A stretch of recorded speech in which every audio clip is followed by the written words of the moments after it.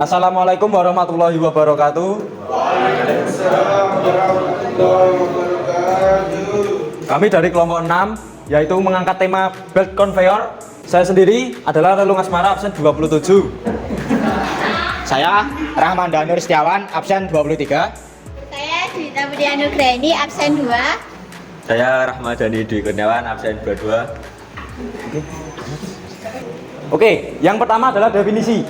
Belt conveyor merupakan mesin pemindah material sepanjang arah horizontal atau dengan kemiringan tertentu secara kontinu menggunakan sabuk, karet atau yang kerap disebut belt. Oke, yang kedua adalah fungsi untuk memindahkan muatan satuan atau unit load maupun muatan curan. Yang kedua, untuk mengangkut material dalam jumlah besar dalam satu waktu.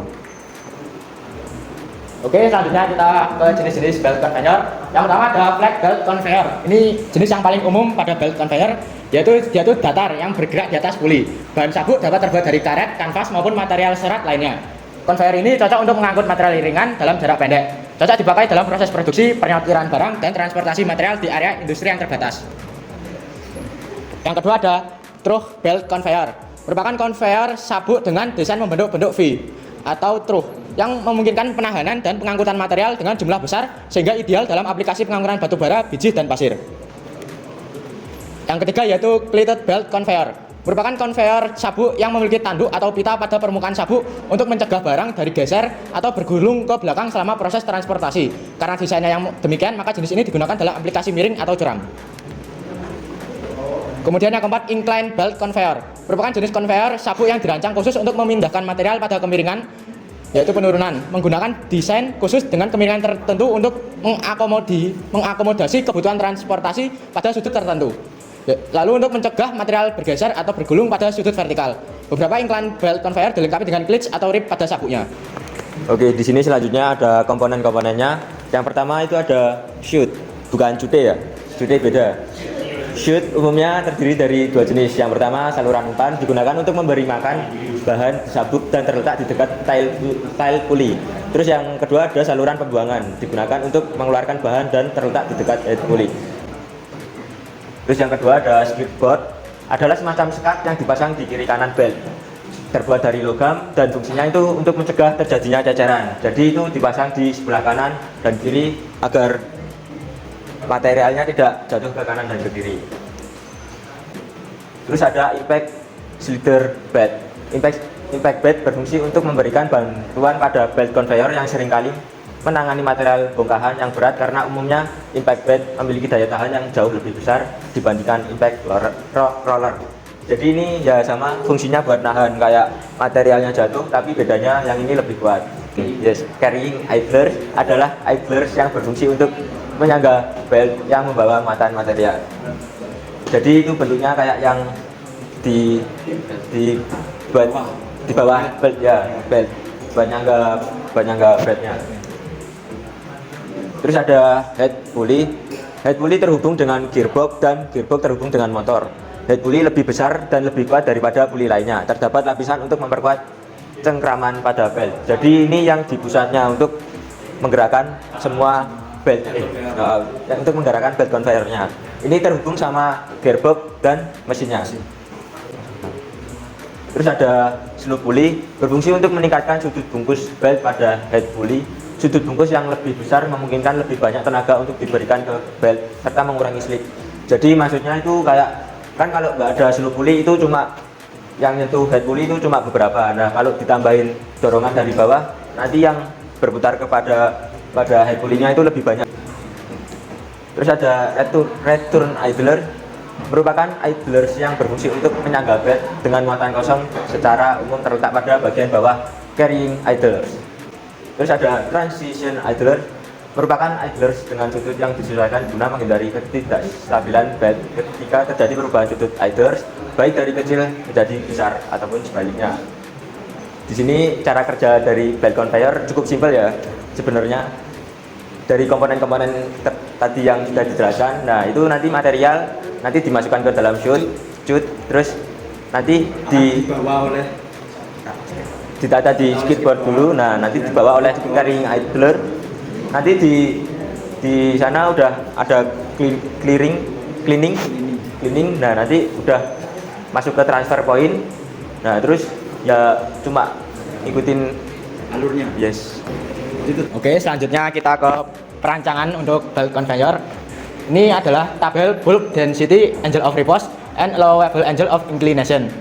Ini ada materialnya, ini ada densitasnya itu berat dan dikali volumenya, lalu ada angle of repose. Angle of repose itu angle antara material dan bidang horizontal di bawahnya.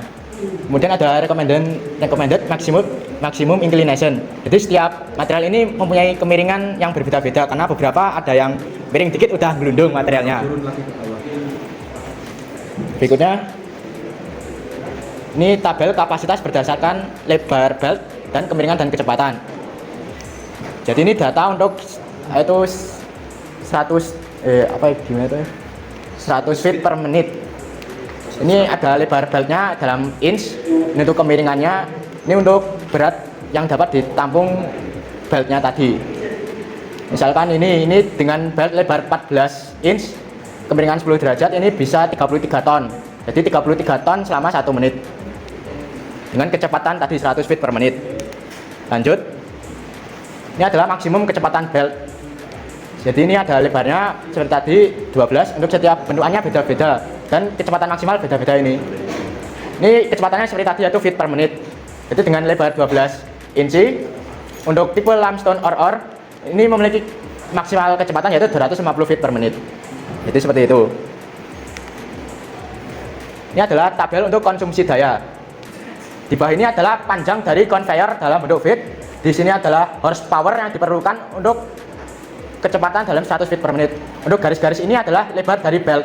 Jadi dari ada 16, 8, 20, 24 dan seterusnya.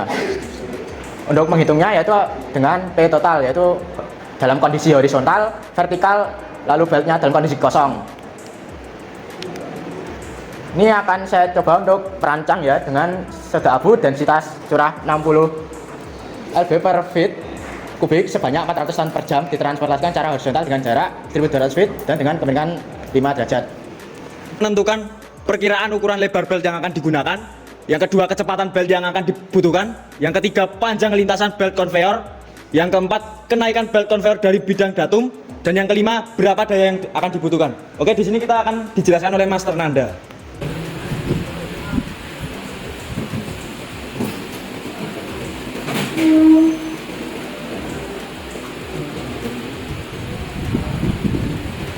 Untuk pertama, lebar kita lihat dengan tabel yang awal ini.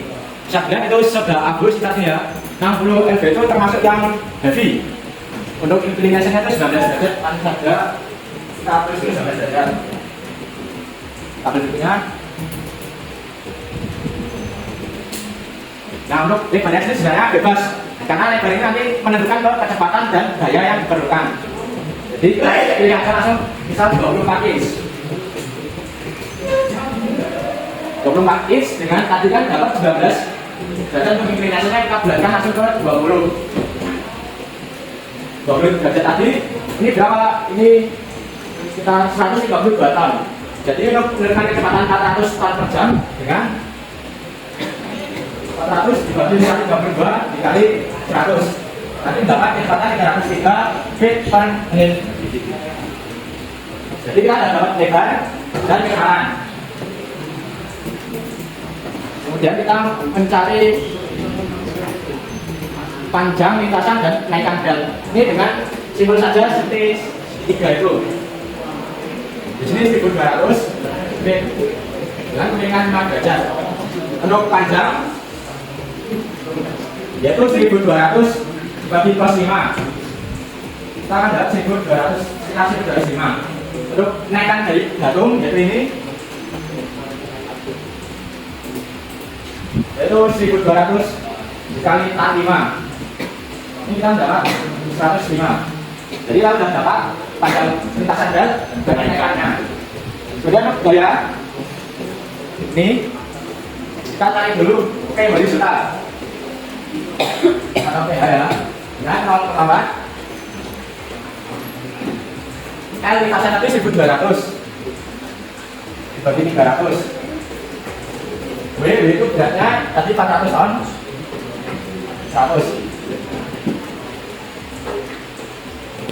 Ini hasilnya nanti 17,6. Lalu vertikal 0,001, ketinggiannya 105 tadi berapa? Itu B-nya 400 sapi. Ini didapat 42. Lalu untuk P0, ini kita kembali ke sini dulu ya. Lihat tadi kan dapat lainnya itu 1205. Jadi di sini 1105 kita sih ya. Lalu lihat pitch-nya tadi 24. Nah, ini seperti dengan berdasarkan ukur tarik aja ke atas, ambil yang dari sini dorong lalu ke sini. Jadi kita dapat 3,1 gitu ya. Jadi PRD 3,1 dikali tempat air tadi 303 bagi 100. Ini mendapatkan nilai sekitar berapa? Kita akan dapat nilai sekitar 90,4. Tinggal kita jelas apa ini. Nanti kita dapat daya yaitu sekitar 69 HP. HP ini adalah horsepower. Untuk diganti jadi kWh itu tinggal dibagi 1,36. Nanti ini akan dapat sekitar 51 kilo. Jadi kita bisa menyimpulkan daya yang diperlukan untuk mentransportasikan densitas dengan curah tersebut sebanyak 400 ton per jam dengan jarak 1200 itu yaitu dengan daya 69 horsepower atau 51 kWh.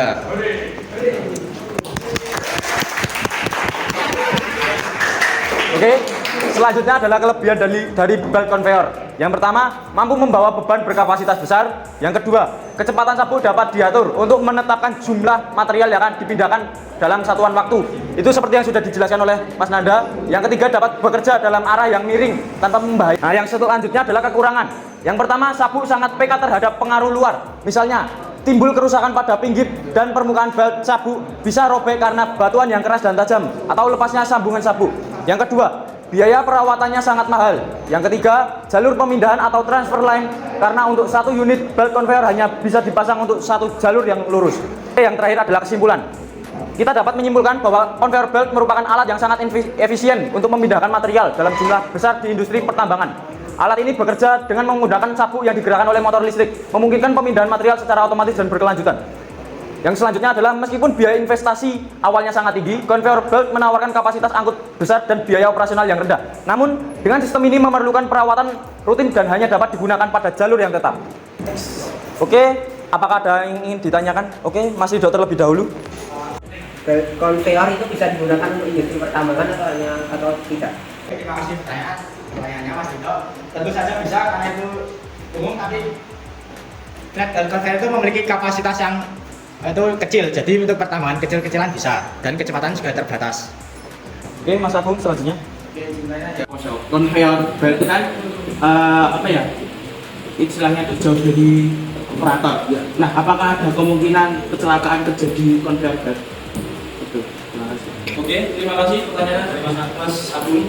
Dari kecelakaan kerja sendiri dari belt conveyor, sebenarnya itu agak mustahil, ada apa? Persentasenya itu kecil karena operasionalnya itu kan dari jarak jauh, tidak langsung di dekatnya belt conveyor. Mungkin kalau kecelakaan kerja itu adanya orang yang sedang di samping belt conveyor, namun tidak mengindahkan keamanan dan keselamatan kerja sehingga tertarik masuk oleh belt conveyor tersebut. Seperti itu. Oke, Mas Kevin. Ini berapa meter? Yang saya ketahui sampai saat itu 5 meter lah. Itu bisa lebih panjang dari 5 meter atau bahkan 5 meter.